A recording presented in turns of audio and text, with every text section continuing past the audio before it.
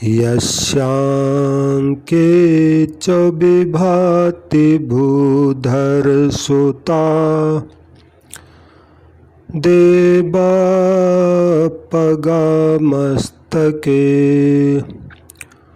भाले बालविधुर्गले च गरलं यस्योरसि ब्यालराट् सोऽयं भूतिविभूषणः सुरवरः सर्वाधिपः सर्वदा सर्वः सर्वगतः शिवः शशिनिभः श्रीशङ्करः पातु मां सर्वः सर्वगतः शिवः शशिनिभः श्रीशङ्करः पातु मां। भगवान श्री शिव शंकर जी की जय हो। गोस्वामी तुलसीदास जी महाराज की जय हो। श्री सीताराम जी महाराज की जय हो। श्री हनुमान जी महाराज की जय हो। सब संत भक्तों की जय हो। गोस्वामी तुलसीदास जी कहते हैं, जिनकी गोद में हिमाचल सुता पार्वती जी और जिनके मस्तक पर श्री गंगा जी, जिनके ललाट पर द्वितीया का चंद्रमा और जिनके कंठ में हलाहल विष है और जिनके वक्षस्थल पर सर्पराज शेष जी सुशोभित हैं, वे भस्म से विभूषित देवताओं में श्रेष्ठ सर्वेश्वर संहार करता या भक्तों के पापनाशक सर्वव्यापक कल्याण स्वरूप चंद्रमा के समान शुभ्र वर्ण श्री शंकर जी सदा मेरी रक्षा करें। तो अयोध्या कांड शुरू करने से पहले गोस्वामी जी ने शिव जी की वंदना की है। सभी श्रोताओं का मेरे संत कल्याणवाणी चैनल में हार्दिक स्वागत है। आज मैं श्री रामचरितमानस जी के अयोध्या कांड में आए हुए भक्त केवट की कथा आपको सुनाने जा रहा हूँ। तो ये अयोध्या कांड के 99 नंबर के दोहे से शुरू होती है। छोटी सी कथा है वैसे इसमें। तो गोस्वामी तुलसीदास जी कहते हैं, जासु वियोग विकल पशु ऐसे प्रजा मातु पितु जियहि कैसे बरबस राम सुमंत्र पठाए सुरसरि तीर आप तब आए। गोस्वामी तुलसीदास जी कहते हैं कि जब भगवान अयोध्या से चले थे वन में तो बहुत सारे लोग उनके साथ आ गए थे, लेकिन बाकी लोग फिर तमसा से वापस चले गए थे। लेकिन यहाँ तक फिर भगवान हो गए, सुमंत जी हो गए, ये यहाँ तक आए थे और यहाँ से भगवान ने सुमंत जी को भी अयोध्या के लिए वापस भेज दिया। तो साथ में जो घोड़े आए थे रथ में जुते हुए, तो भगवान के वियोग में वो भी रोने लग गए, उनके आंसू आने लग गए। तो तुलसीदास जी यही कहते हैं कि जिनके वियोग में पशु भी इस प्रकार व्याकुल होके आज आंसू बहा रहे हैं, उनके वियोग में प्रजा माता और पिता आखिर कैसे जीते होंगे। तो श्री राम जी ने ज़बरदस्ती सुमंत को लौटाया और यहाँ से भगवान अब गंगा किनारे पर आए। तो गंगा किनारे पर जब आए तो भगवान को गंगा पार यहाँ से होना था, क्योंकि भगवान को तैरना आता नहीं है। तो भगवान को यहाँ से पार जाना था। तो वहाँ पर क्या है, कोई नाव वाले थे नहीं ज़्यादा, केवल एक नाव वाला था, वो भी दूर बैठा हुआ था नाव में। भगवान वहाँ गए तो आया भी नहीं और वहीं बैठा रहा। तो ऐसी इसके पीछे मैंने कथा सुनी है कि ये जो नाव वाला बैठा हुआ केवट जिसकी कथा यहाँ पर है, ये भगवान का जो है परम भक्त है और आज का भक्त नहीं, ये जन्म जन्मों से भक्त है। तो इसको जब पता लगा कि भगवान कल यहाँ से गंगा पार करेंगे, तो इसने क्या किया कि ये रात को आज यानी कल रात को ही ये वहाँ के जो राजा थे श्रृंगबेरपुर के निषाद राज, वो भी भगवान के भक्त हैं, सखा हैं भगवान के, तो उनके पास से चला गया। तो ऐसी कथा आती है कि एक बार जंगल में निषाद राज को प्यास लग गई, तो केवट ने उस समय अपने राजा यानी निषाद राज गुह को पानी पिला दिया प्यास के समय। तो गुह की प्यास बुझ गई, तो गुह बहुत प्रसन्न हो गया। उसने कहा कि केवट तू कुछ मुझसे वरदान मांग ले।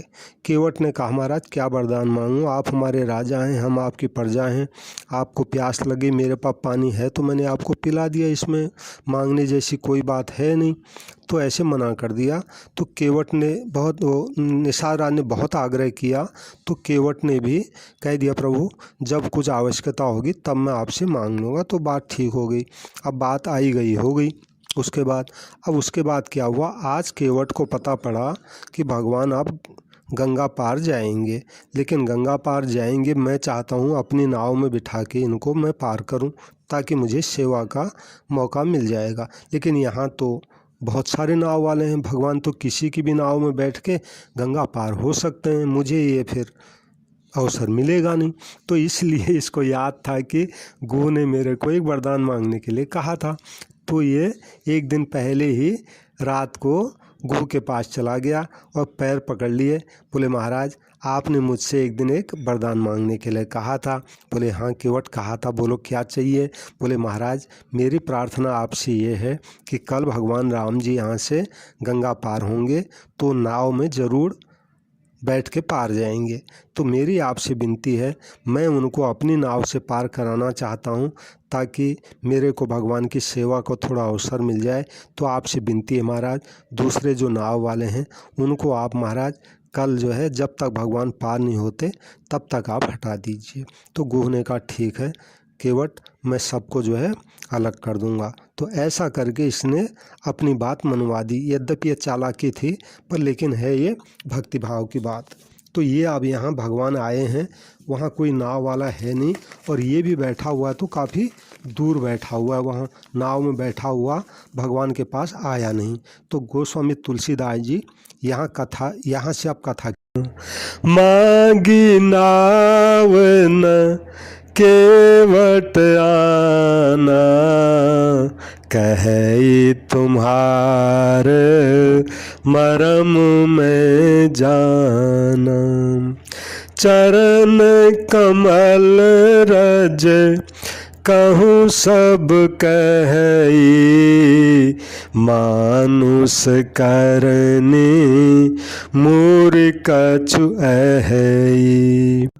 तो ये भगवान के पास आया नहीं, भगवान ने इधर उधर देखा तो कोई नाव वाला दिखा नहीं और ये दिखा दूर बैठा हुआ थोड़ा। तो भगवान खुद इसके पास वहाँ गए और भगवान ने केवट से कहा केवट मुझे जो है पार जाना है, मुझे आप अपनी नाव में बिठा करके पार कर दो। लेकिन केवट ने साफ मना कर दिया। बोले महाराज मैं आपको अपनी नाव में नहीं बिठा सकता और आप किसी दूसरी नाव में बैठ जाओ, मतलब ये था। अब दूसरी नाव वहाँ पे है भी नहीं। तो भगवान ने कहा आखिर क्या बात है, तू लोग जो भी आते हैं पार यहाँ से करता ही है, फिर तू मुझे पार क्यों नहीं कर रहा, क्या बात हो गई आखिर। तो केवट कहने लग गया प्रभु कहे तुम्हारा मर्म में जाना, महाराज मैं आपका मर्म जानता हूँ। अब भगवान भी चकरा गए कि जो है ब्रह्मा विष्णु महेश देवता ऋषि मुनि सब यही कहते हैं प्रभु आपका मर्म कोई नहीं जानता। लखन जी भी यही सोचने लग गए। तो और ये गंगा किनारे बैठा हुआ जो पढ़ा लिखा भी नहीं है, कभी स्कूल नहीं गया, वो कहता है महाराज मैं आपका मर्म जानता हूँ। तो भगवान ने कहा कि आखिर तू मेरा क्या मर्म जानता है ये बता। तो कहने लग गया महाराज मैंने ऐसा सुना है कि लोग आपकी जो चरण कमलों की धूल है उस धूल के लिए लोग ये कहते हैं कि महाराज ये धूल जो है मनुष्य बना देने वाली जड़ी है महाराज कोई, यानी इस धूल के लगते ही मनुष्य बन जाते हैं, जिसको ये धूल लग जाती है वो मनुष्य बन जाता है। तो इसलिए महाराज ये खतरा मोल में नहीं लेना चाहता कि मेरी नाव आपके चरणों की धूल लगने से कहीं मनुष्य न बन जाए। भगवान ने कहा, केवट क्या बात कर रहा है, तूने कहाँ सुनी ऐसी बात, बता तो सही जरा आखिर कि मेरी चरण धूल लगने से कौन मनुष्य बन गया। तो केवट बता रहा, छुअत शिला भई नारी सुहाई, पाहन तेन काठ कठिनाई, तरनी मुनि घर नी होई जाई, बाट परई मोरी नाव उड़ाई। कहने लगा, महाराज आपकी चरण धूल की ये महिमा है कि महाराज जिसके छूते ही पत्थर की जो शिला बनी हुई थी, पत्थर की जो शिला थी वो सुंदर स्त्री हो गई महाराज। और पाहन तेन काठ कठिनाई, महाराज जब आपकी चरण धूलि से जो कठोर पत्थर होता है वो जब स्त्री बन सकता है, तो मेरी जो नाव है ये तो लकड़ी की है महाराज। लकड़ी तो पत्थर की तरह इतना कठोर करना होती नहीं है, इसलिए जब इतने कठोर पत्थर से जब स्त्री बन सकती है तो नाव तो लकड़ी की है, आपके चरण धूलि लगती ये तो तुरंत ही स्त्री बन जाएगी, इसमें तो कोई परेशानी है नहीं, क्योंकि काठ पत्थर से कठोर। तो मेरी नाव भी अगर कहीं आपके चरण धूलि लगने से मुनि की स्त्री हो जाएगी और फिर मेरी नाव उड़ जाएगी तो मैं तो महाराज लुट जाऊंगा। यानी वो जो गौतम की स्त्री अहिल्या पत्थर बनी थी सांप के कारण, भगवान की चरण धूलि से वो पुनः स्त्री बन गई और स्त्री बन के फिर वो उड़ के आकाश में चली गई। तो यही केवट कह रहा, महाराज मेरी नाव भी अगर मुनि की स्त्री बन जाएगी और फिर स्त्री बन के ये भी आकाश में उड़ जाएगी तो मैं तो लुट जाऊंगा। मतलब दूसरा मतलब ये हुआ कि अगर मेरी नाव ही चली जाएगी तो आप गंगा पार कैसे जाओगे, आपका रास्ता भी रुक जाएगा, जिससे आप पार भी हो नहीं पाओगे और मेरे हाथ से भी मेरी रोजी रोटी मारी जाएगी, क्योंकि मेरे खाने कमाने का जरिया यही प्रतिपालूं सब परिवार, नहीं जानूं कछु और कबारू।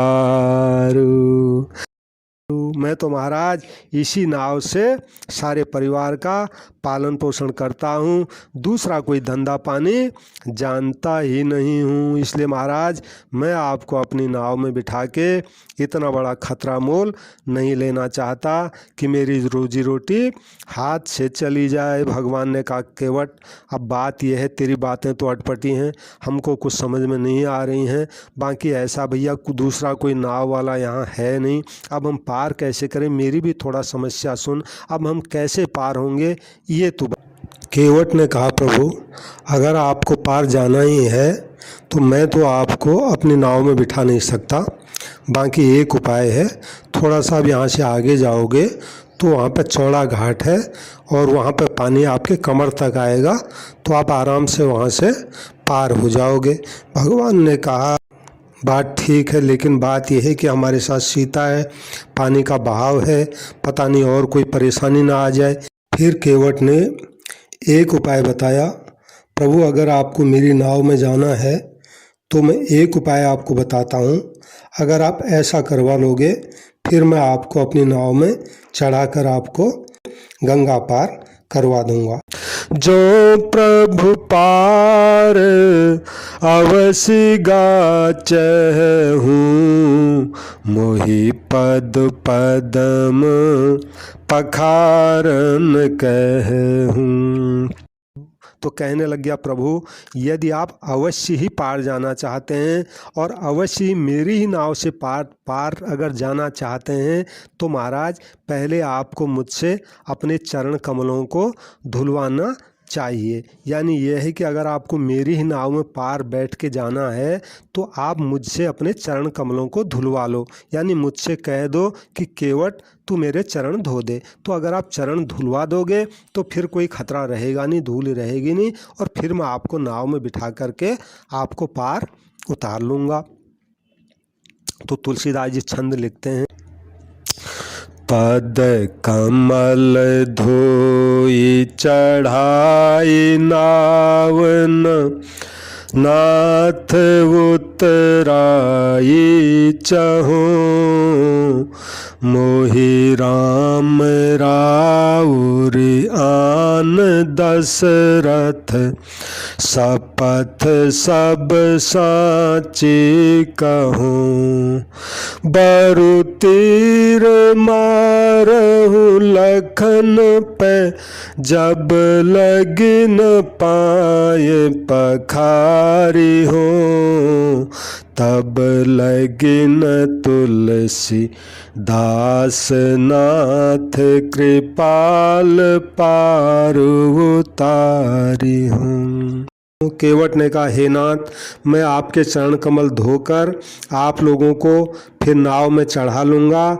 मैं आपसे कुछ भी उतराई नहीं चाहता, यानी कहीं आपको ये लगे कि महाराज मेरे को केवट इसलिए पार नहीं कर रहा है क्योंकि इनके पास उतराई देने के लिए कुछ है नहीं, और इसलिए अगर ये पार करेंगे तो मुझे उतराई कहाँ से देंगे।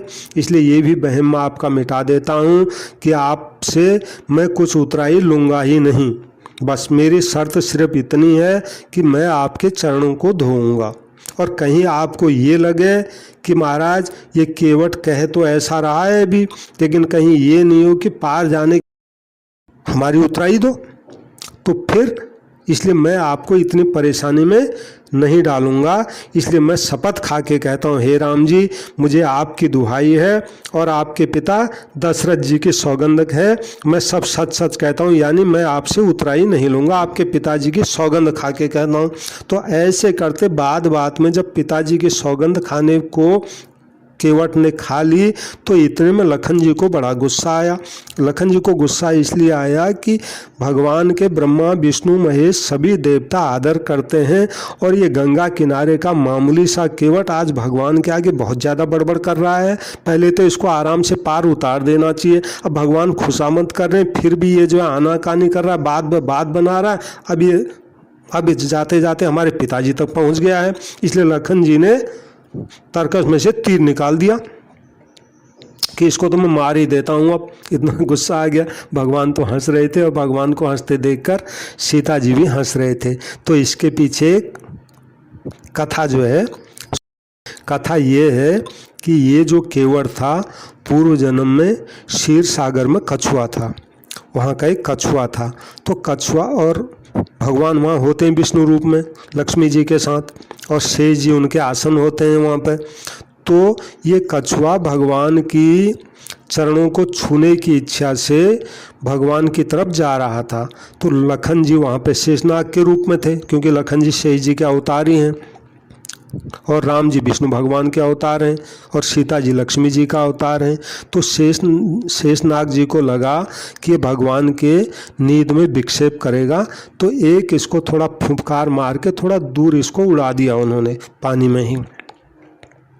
तो ये जाके थोड़ा दूर चला गया पानी में फूंक से। तो फिर इसको थोड़ा जब होश आए, फिर जो है भगवान के चरणों की तरफ फिर आने लग गया। तो जो है जब फिर आने लग गया, आपके लखन जी ने थोड़ा जोर से फुफकार मारा, ये दूर जाके गिरा पानी में और उधर ही इसने प्राण छोड़ दिया। और वही अभी ये क्षीर सागर का कछुआ यहाँ गंगा किनारे में केवट बना है। तो इसने भी आज मन में ठान रखी है कि भले ही लखन जी उस समय शेषनाग जी के रूप में जब थे तब तो आपने भगवान के चरणों को मुझे नहीं छूने दिया, लेकिन आज मैं देखता हूँ कि आप मुझे भगवान के चरणों को छूने से कैसे रोक सकते हो आप, ऐसा ये मतलब है। तो इसलिए जब लखन जी ने तरकस में से तीर निकाला तो केवट ने भी सिर उठा कर कह दिया, महाराज आज भले ही लखन जी मुझे मार डाले महाराज, मुझे परवाह नहीं है, लेकिन जब तक महाराज मैं आपके पैरों को पखार न लूँगा तब तक हे तुलसीदास जी के नाथ, हे कृपालु, मैं आपको पार नहीं उतारूँगा।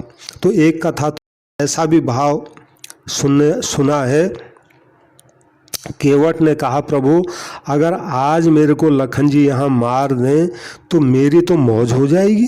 भगवान ने कहा, अरे क्या मौज हो जाएगी तेरी? तेरे को अगर लखन अभी मार दे तेरी मौज क्या हो जाएगी ये बता।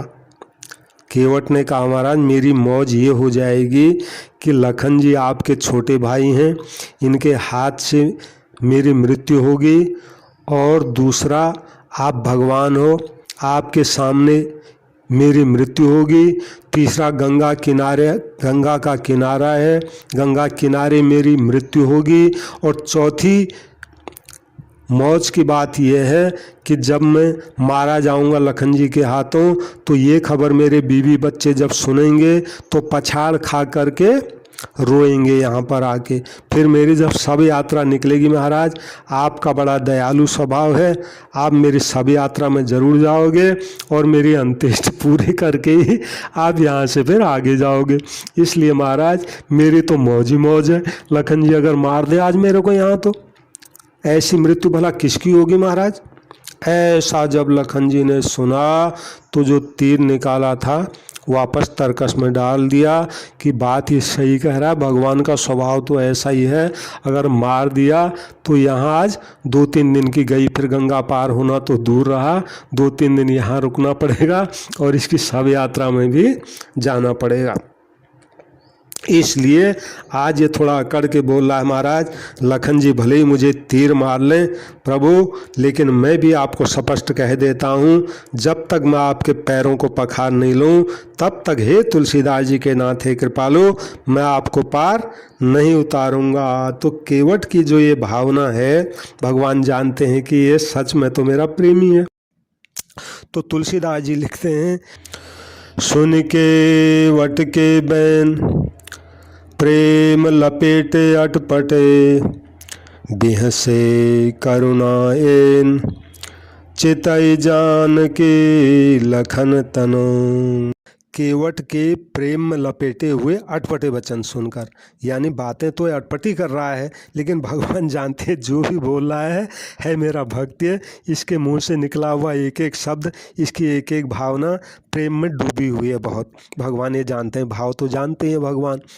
तो महाराज तो भगवान राम जी जानकी जी और लक्ष्मण जी की ओर देख के हंसे। तो लक्ष्मण जी की ओर देख के क्यों हंसे, इसीलिए हंसे कि लखन देख तूने उस दिन मेरे चरणों को इसको छूने नहीं दिया था। क्षीर सागर में जब एक कछुआ था तूने इसको जोर से फुफकार मार के दूर फेंक दिया था, ये मर गया था, लेकिन आज तू इसको अब मेरे चरणों को छूने से मना नहीं कर पाएगा। तो इसलिए लखन की तरफ देख के भगवान हंसे, और सीता जी की तरफ देख के इसलिए हंसे, जब सीता राम जी का विवाह हुआ था जनकपुर में तो भगवान ने जनक जी को भी अपने बाएं पैर का अंगूठा ही धोने के लिए दिया था। तो भगवान कहना चाहते हैं सीता जी को मानो कि जानकी आज देख, अब तेरे पिताजी को भी मैंने केवल अपने बाएं पैर का एक अंगूठा धोने के लिए दिया था, और ये गंगा किनारे का केवट आज देख दोनों चरण धोने के लिए अड़ा हुआ है, ये मतलब हुआ। तो इसलिए भगवान दोनों को देख के हंसे, और हंस के फिर क्या बोले भगवान हंस के ही बोले। तुलसीदास जी लिखते हैं, कृपा सिंधु बो ले मुस्काई, सोई करूं जेहि तव नाव न जाई। कृपा सिंधु बोले मुस्काई, सोई कर जेहि तव नाव न जाई। भगवान ने मुस्कुरा कर बोला, भाई अब तू वही कर जिससे तेरी नाव नहीं जाए। केवट ने कहा, महाराज ये सोई मोई की बात मैं कुछ नहीं जानता हूँ, मेरे को साफ कह दो कि केवट मेरे चरण धो दे और मेरे को नाव में बिठा के पार कर दे। तो ऐसा भगवान ने स्पष्ट कह दिया।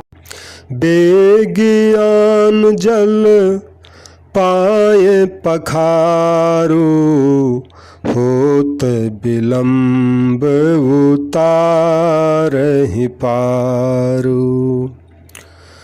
भगवान ने कहा, भाई अब तू वही कर जिससे तेरी नाव नहीं जाए, अब जल्दी से पानी ला और पैर धो ले, देर हो रही है पार उतार दे। यानी भगवान ने आज्ञा दे दी कि अब तू पानी ला भैया, मेरे पैर धो दे और मुझे देर हो रही है। तुलसीदास जी लिखते हैं, जासु नाम सुमिरत एक बारा, उतरहि नर भव सिंधु अपारा। सोई कृपालु के वटहि निहोरा। जेहि जग किए तिहु पगहु तिथोरा। तुलसीदास जी कहते हैं ये वही भगवान है। कौन भगवान? बोले जिनका एक बार स्मरण करते मनुष्य अपार भवसागर के पार उतर जाता है। यानी एक दफे जिनका राम शब्द लेने से पूरे 84 का चक्कर काट के भवसागर पार यानी भगवान के धाम पहुंच जाता है, वही भगवान। सोई मतलब वही भगवान आज यहाँ केवट के आगे नाव के लिए गिड़गिड़ा रहे हैं। और दूसरा उदाहरण फिर दिया, बोले जिन भगवान ने वामन अवतार में पूरे संसार को 3 पग से भी छोटा कर दिया था, यानी 2 ही पग में पूरी धरती को नाप लिया था। जब भगवान जो है राजा बलि के पास गए थे तो उसने 3 पग देने का भगवान को संकल्प लिया, और भगवान ने जब नापना शुरू किया तो इतना बड़ा रूप बना दिया कि 2 पग में ही पूरी पृथ्वी नाप ली। भगवान ने कहा, राजा बलि तुमने मेरे को 3 पग जमीन देने के लिए संकल्प किया है और अब 2 पग में पूरी धरती मैंने नाप ली है, अब मैं तीसरा पग कहाँ रखूं? तो राजा बलि ने कहा, प्रभु यद्यपि आपने 2 पग में पूरी पृथ्वी नाप ली है, लेकिन मेरा शरीर ये मेरा है, अब अपना तीसरा पग आप मेरा सिर में रख दीजिए ताकि मेरा दान देने का संकल्प पूरा हो जाए कि मैंने 3 पग आपको जमीन दी। तो भगवान ने तीसरा पग फिर राजा बलि के शरीर में रखा और राजा बलि को भगवान ने पाताल पहुंचा दिया। तो यही बात तुलसीदास जी कहते हैं, ये वही भगवान हैं जिन्होंने पूरी धरती को जो है 2 पग में नाप लिया था, यानी 3 पग भी पूरी धरती नापने के लिए पूरे नहीं हो पाई थी। वही कृपालु श्री राम जी आज गंगा नदी से पार उतरने के लिए केवट की खुशामद कर रहे हैं, गिड़गिड़ा रहे हैं। जब ऐसी लीला भगवान और भक्त की वहाँ चल रही थी तो गंगा जी को भी वहम हो गया कि भगवान है या कोई दूसरे हैं। तुलसीदास जी लिखते हैं, पद नख निरखी देव सरिहर से, सुन प्रभु बचन मोह मत कर से। तो भगवान और भक्त की ऐसे वचनों को सुनकर गंगा जी की बुद्धि भी मोह से खिंच ये गई। वो सोचने लग गई कि ये साक्षात भगवान होकर भी पार उतरने के लिए आखिर केवट की इतनी खुशामद क्यों कर रहे हैं, यानी ये कहीं ऐसा तो नहीं है भगवान नहीं हो। परंतु जैसे ही उसने भगवान के श्री चरणों को देखा ठीक से तो समीप आने पर यानी समझ गई कि मेरी जो उत्पत्ति हुई है इन्हीं चरणों से हुई है, यानी पहचान लिए साक्षात भगवान ही हैं। तो उन्हें देख करके देव नदी गंगा जी हर्षित हो गई। अब वो समझ गई कि भगवान यहाँ मनुष्य बने हैं तो भक्त के साथ नर लीला कर रहे हैं, इसलिए उनका जो वहम होने का जो मोह हो गया था वो नष्ट हो गया। और अब सोचने लग गई इन चरणों का स्पर्श प्राप्त करके अब मैं धन्य हो जाऊंगी। ऐसा विचार करके गंगा जी हर्षित हो गई। अब महाराज केवट राम जाय सुपावा, पानी कठवता भरी लय आवा। भगवान ने जब केवट को आज्ञा दी, केवट तू मेरे पैरों को धो दे, अब ये वहां से जाने लग गया। तो केवट ने कहा, भगवान ने कहा, केवट तू अब कहाँ जा रहा है भाई? उधर को गंगा जल यहाँ पे है, पानी यहाँ पर है, अब तू उधर को कहाँ जा रहा है?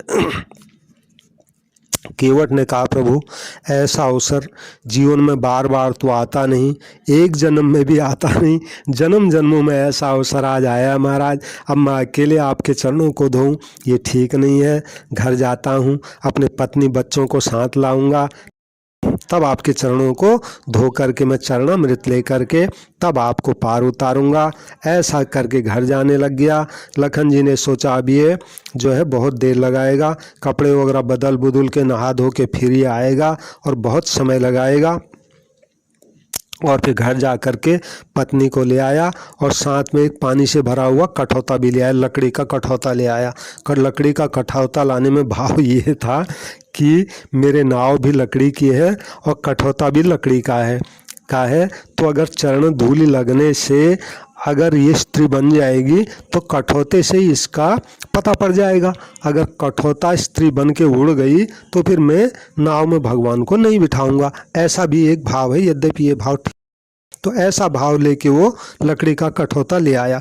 दूसरा भाव ये है कि इस कठौते में भगवान के चरण धोऊंगा और बाद में मेरी जो धर्म पत्नी है इसी कठौते में आटा गूंथ के रोटी बनाएगी तो भगवान के चरणों की प्रसादी फिर हम रोज पाएंगे मरते तक। तो ये भाव उसका कुछ भी भाव आप समझ सकते हैं ऐसा। अब वो राम जी की आज्ञा पाकर कठौते में जल भर ले आया। भगवान ने कहा केवट अब धो ले भैया, अब तूने जो कहा वही हो गया। तुलसीदास जी सुंदर चौपाई। अति आनंद अति आनंद उमगी अनुरागा चरण सरोज पखारन लागा। अति आनंद उमगी अनुरागा चरण सरोज पखारन लागा। बरस सुमन सुर सकल सिहाही यही सम पुण्य पुंज को नाही। बरस सुमन सुर सकल सिहाही यही सम पुण्य पुंज को नाही। अति आनंद उमगे अनुरागा चरण सरोज पखारन लागा।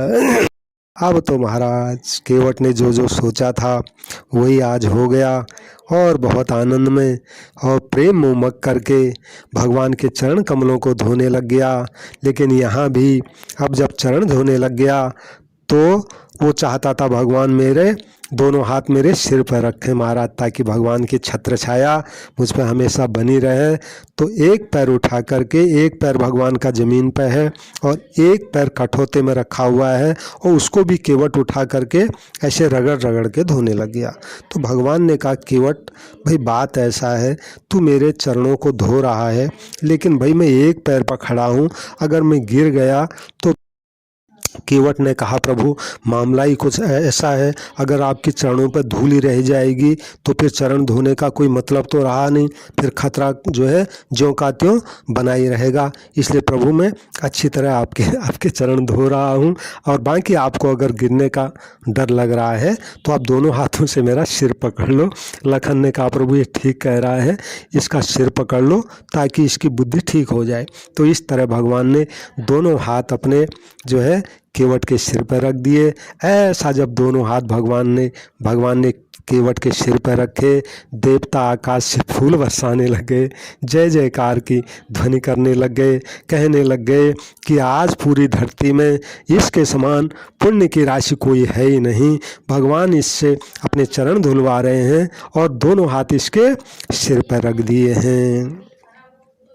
अब भगवान के चरण कि अब केवट ने कहा प्रभु अब बात यह है, अब चरण आपके धो दिए हैं लेकिन नाव मेरी दूर है, आप उसमें जाओगे तो फिर धूल आपके चरणों में लग जाएगी। इसलिए जहाँ तक नाव थी और जहाँ भगवान थे इस बीच में केवट लेट गया और केवट ने कहा प्रभु आप मेरे ऊपर से चल के जाओ ताकि चरणों में फिर धूल लगे नहीं आपकी। अंदरूनी भाव उसका यही था कि आज मैंने प्रभु के चरण धोए हैं, मुझे कहीं अभिमान ना आ जाए इस बात का, तो भगवान अगर मेरे ऊपर से होके जाएंगे तो मेरा अभिमान इससे नष्ट हो जाएगा। तो उसके बाद एक कथा एक और ऐसी यहाँ पर आती है कि जब इसने चरण पखार लिए तो अब भगवान ने कहा केवट अब तू हमें पार उतार दे, नाव में बिठा के। केवट ने कहा महाराज बात आपकी ठीक है, पर मेरा भी एक नियम है, जो पहले आता है उसको पहले उतारता हूँ, जो बाद में आता है उसको बाद में उतारता हूँ। भगवान ने कहा भाई हमको तो यहाँ कोई दिखता नहीं है कि कोई आया हो, हम ही खड़े हैं यहाँ पर। केवट ने कहा यही तो बात है प्रभु, यहाँ पर हमारी लाइन किसी को दिखती नहीं है, हम गरीब हैं। ये गंगा किनारा जरूर है महाराज, बाकी ये है मेरे पूर्वज अभी पार नहीं हुए हैं, सब इधर ही हैं। आप तो महाराज गुरुजी के घर गए होंगे, भी जानते होंगे तर्पण के। भगवान ने कहा हाँ हमने गुरुजी के घर में जाके शिक्षा पाई है, हम जो है तर्पण के मंत्र जानते हैं। तो कहा प्रभु मैं तर्पण देता हूँ, आप जो है मंत्र बोलिए। लखन जी को बड़ा गुस्सा आ रहा था कि आज तो हद कर दी इस केवट ने, आज भगवान से वो करा रहा है जो कोई जो है कराने की हिम्मत ही नहीं करता। तो इस तरह अब उसने क्या किया, भगवान ने मंत्र बोले और केवट ने अपने सारे पितरों को तर्पण किया। तुलसीदास जी बड़ी सुंदर बात लिखते हैं, पद पखार जलपान करे आप सहित परिवार, पितर पार कर प्रभु पुनि, मुदित गयऊँ लय पार सियावर रामचंद्र पद जय शरणम शंकर हरि ओम। श्री राम जय जय राम, श्री राम जय जय राम। यानी चरणों को धो करके फिर परिवार सहित स्वयं उस चरणोदक को पी करके और फिर उस महान पुण्य के द्वारा अपने पितरों को भवसागर से पार करके फिर आनंद पूर्वक केवट प्रभु श्री राम जी को गंगा पार ले गया। अब जब इसने गंगा जी में जो नाव थी उसमें भगवान को बिठा दिया और अब इसने डोरी खोली, गंगा नाव में गई और नाव गंगा जी में लहराने लग गई। तो भगवान को भी बड़ा आनंद आया, गंगा जी को भी बहुत आनंद आया और केवट गाने लग गया, हो गंगा मैया धीरे बहो, मैया धीरे बहो, मेरी नैया में लक्ष्मण राम, गंगा मैया धीरे बहो, मेरी नैया में लक्ष्मण राम, गंगा मैया धीरे बहो। कौन की नैया कौन की गंगा, कौन की नैया कौन की गंगा, कौन के लक्ष्मण राम, गंगा मैया धीरे बहो, हो कौन के लक्ष्मण राम, गंगा मैया धीरे बहो। केवट की नैया भगीरथ की गंगा, केवट की नैया भगीरथ की गंगा, दशरथ के लक्ष्मण राम, गंगा मैया धीरे बहो, राजा दशरथ के लक्ष्मण राम, गंगा मैया धीरे बहो, मेरी नैया में लक्ष्मण राम, गंगा मैया धीरे बहो, मेरी नैया में लक्ष्मण राम, गंगा मैया धीरे बहो, मेरी नैया में लक्ष्मण राम, गंगा मैया धीरे बहो, मैया धीरे बहो। तो गोस्वामी तुलसीदास जी कहते हैं इस तरह केवट बहुत आनंद में मौज में हो गया और भगवान को लहराते हुए गंगा के उस पार की तरफ ले गया। लेकिन हुआ क्या, जैसे केवट पल्ली तरफ के किनारे पे पहुंचने वाला था वैसे इसने फिर नाव को मोड़ लिया और फिर इस तरफ को वापस आने लग गया जिधर से भी भगवान को लेके गया था। तो भगवान ने सोचा ये क्या कर रहा है, तो फिर सोचा हो सकता है कोई चीज़ उधर भूल आया होगा, तो इसलिए ये फिर लेने के लिए वापस जा रहा है। अब वहाँ कोई चीज़ भूला तो था नहीं। अब जब ये किनारा आया तो फिर जो है केवट ने नाव मोड़ के फिर उधर को चलने लग गया। अब ऐसे करते करते फिर वो किनारा आने वाला हुआ तो फिर नाव को मोड़ के इस तरफ कर दिया। इस तरह इसने 6-7 चक्कर जो है भगवान को लगा दिए नाव में।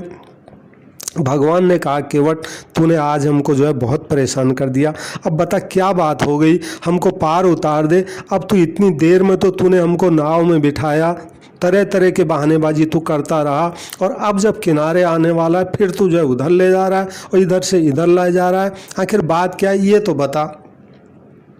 केवट ने कहा प्रभु एक बात बताओ, मैं नाव चला रहा हूँ, आप नाव में बैठे हो, आपको कहीं आज पहुँचना हो ऐसा भी कुछ है नहीं है, आप चले जाओगे, क्या दिक्कत है। क्या कैकेयी माता ने जब आपको 14 साल का वनवास दिया था तब उसमें ऐसा भी कहा था कि इतने दिन यहाँ रहना है, उतने दिन वहाँ रहना है, फिर इतने दिन में वहाँ रह के आगे जाना है।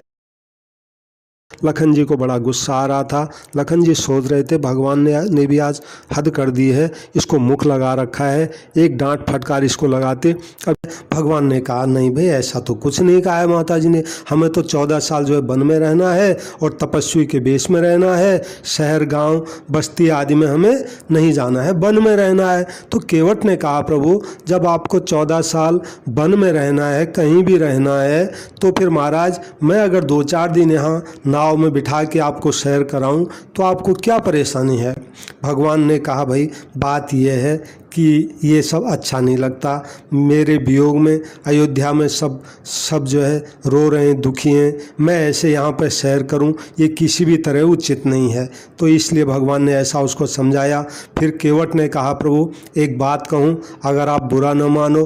केवट ने कहा प्रभु मैंने आपको यहाँ आज 5-7 चक्कर कटाए और इतने में ही आप जो है परेशान हो गए हैं, लेकिन महाराज हम जो है आपसे कितने ज़्यादा शूरवीर हैं कि हमने कई 84 के चक्कर आज तक काट दिए हैं, उनका कोई हिसाब नहीं है कि कितने 84 लाख के चक्कर हम आज तक काट चुके हैं, फिर भी महाराज हम अभी जो है थके नहीं हैं। आपको मैंने 5-7 चक्कर लगाए, इतने में ही आप थक गए हो महाराज। ऐसा भी भगवान को इसने और सुना दिया। खैर कुछ भी हो, फिर इसने भगवान को पार उतार दिया। तुलसीदास जी का उतरी ठाड़ भये सुर शरीरेता, सिय राम गुह लखन समेता। निषाद राज गुहो लक्ष्मण जी सहित और सीता जी सहित भगवान श्री राम जी नाव के उतर करके गंगा जी की रेत में खड़े हो गए। अब केवट ने भगवान को दंडवत प्रणाम किया। केवट उतरी दंडवत कीना, प्रभु ही सकुच यही नहीं कछु दीन। तुलसीदास जी कहते हैं भगवान को पार उतारने के बाद अब केवट ने भगवान को प्रणाम किया, यानी अभी तक इसने प्रणाम नहीं किया। तो इसके पीछे क्या बात है, संत महात्मा बताते हैं कि इसके मन में ये था कि अगर मैं पहले ही भगवान को अगर प्रणाम कर लूँगा तो फिर ये समझा जाएगा मैं भगवान के शरणागत हूँ, फिर तो मैं अपनी कोई मांग रख ही नहीं सकता, फिर तो भगवान जो कहें वही जो है मुझे करना पड़ेगा। इसलिए महाराज इसने दंडवत प्रणाम नहीं किया, यानी पहले मैं जो चाहूँ वो सब करा लूँ और फिर मैं भगवान को दंडवत प्रणाम करूँगा। तो वही इसने किया, जो जो चाहा वो सब किया इसने, भगवान ने भी किया, भगवान से करवाया इसने, और अब इसने भगवान को दंडवत प्रणाम किया। लेकिन जब दंडवत प्रणाम किया भगवान के मन में एक भाव आया कि कोई भी अगर इसकी नाव में गंगा पार करता होगा तो इसको कुछ न कुछ तो अवश्य देता होगा, लेकिन क्या करूं, मेरे पास तो कुछ है नहीं। अब इसको क्या दूँ मैं, ऐसा भगवान के अंदर भाव आ गया। तो जैसे ही भगवान के अंदर ये भाव आया, सीता जी भगवान की भाव समझ गई कि भगवान जो है इसको कुछ देना चाहते हैं, लेकिन भगवान के पास देने को कुछ है नहीं। तो तुलसीदास जी लिखते हैं, पिए ही की सिय जान निहारी, मन मुदरी मन मुदित उतारी। पति के हृदय की जानने वाली सीता जी में आनंद से भरे मन से, यानी प्रसन्न मन से, अपने अंगुली से रत्न से जटी हुई अंगूठी निकाली और भगवान के हाथ में दे दी। प्रभु, इस अंगूठी को आप उत्तराई के रूप में केवट भैया को दे दीजिए। कहे वो कृपाल लेहि उत्तराई, केवट चरण गहे अकुलाई। तो जब सीता जी ने अंगूठी उतार करके राम जी के हाथ में दी, तो कृपालु श्री राम जी ने केवट से कहा कि केवट अब ये नाव की उतराई ले लो। तो जैसे भगवान ने कहा केवट नाव की उतराई ले लो, केवट ने दोनों चरणों से, हाथों से भगवान के चरण पकड़े। तुलसीदास जी लिखते हैं, केवट बोला, नाथ आज मैं काह न पावा, मिटे दोष दुख दारिद्र दावा। बहुत काल में कीन मजूरी, दीन आज विधि बनी भली भूरी। केवट अकुला गया, चरण पकड़ लिए, कहा, हे नाथ, आज भला मैंने क्या नहीं पाया। मेरे दोष, मेरे दुख, मेरी जो दरिद्रता थी जन्म जन्मों की, आज सब महाराज दरिद्रता की आग आज जो है बुझ गई है। मैंने बहुत समय तक, यानी जन्म जन्मों तक आज तक महाराज मजदूरी ही तो की है, और विधाता ने उस मजदूरी का आज मुझे भरपूर मजदूरी दे दी है महाराज, क्या नहीं पाया। अब कछु नाथ न चाहिए मोरे, दीन दयाल अनुग्रह तोरे। फिरती बार मोहि जो देबा, सो प्रसाद में सिर धर लेबा। हे नाथ, हे दीनदयाल, आपकी कृपा से प्रभु अब मुझे कुछ नहीं चाहिए।